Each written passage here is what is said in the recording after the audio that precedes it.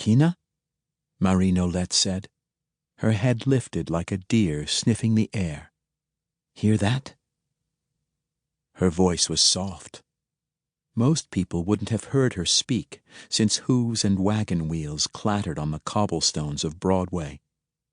Dozens of people were talking as they passed along the sidewalk. It was a busy Saturday morning in front of the hotel, where she and Louis were carefully placing their ash-splint baskets on display. Louis Nolette, though, was used to paying attention to his mother's quiet voice. "Aye-yup," he replied.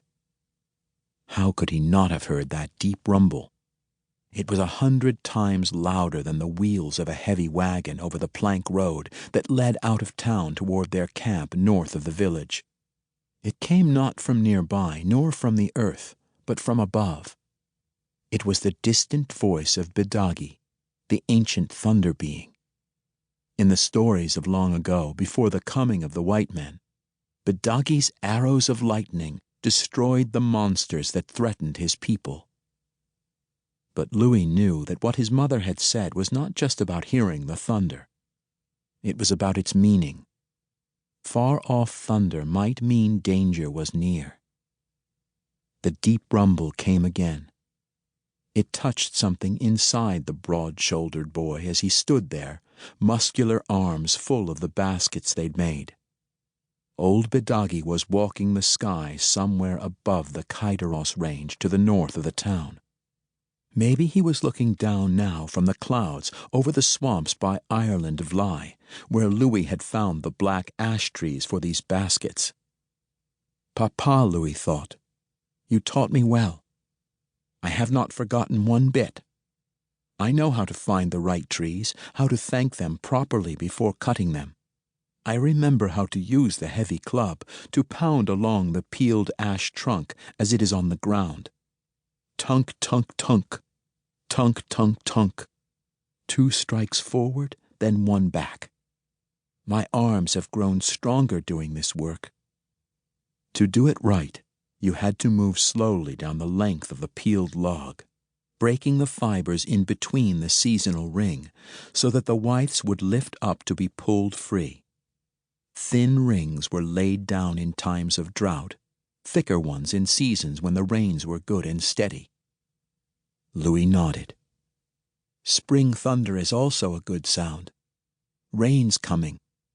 Soon everything will turn green and grow in the moons of planting and hoeing that lay ahead. Maybe in this year of our Lord, 1864, me and Umer will earn enough to buy a few acres. There was a chance of that. They had been making a little more money this spring, not just from their baskets, but also from his mother's doctoring and birthing. They'd only been camping in the area for 3 months, but word had spread about Aunt Marie, the Abenaki doctoress. Country folk hereabouts had learned that Marie Nolette was the best to call upon for certain things, especially the way she understood what to do when a mother's time came to bring her child into the light of day. Not only that, Umer, she knows when the need for her is great. She shows up at the door of some farm far from town just when some frantic husband he is about to send for help.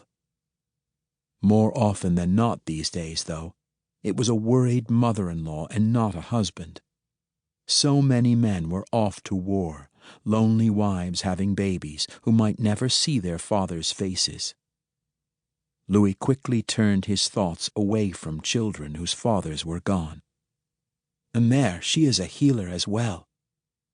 It didn't matter if it was a broken limb, or a burn, or even one of those deep wounds that so often happened to people when they were doing farm work around plows and pitchforks and scythes. Or if someone had a deep hacking cough, she would know what tea to make. From the needles of the white pine, perhaps, to clear away catarrh. Aunt Marie, everyone said, held the way to treat just about every injury or ailment one could imagine, short of bringing a person back from the dead.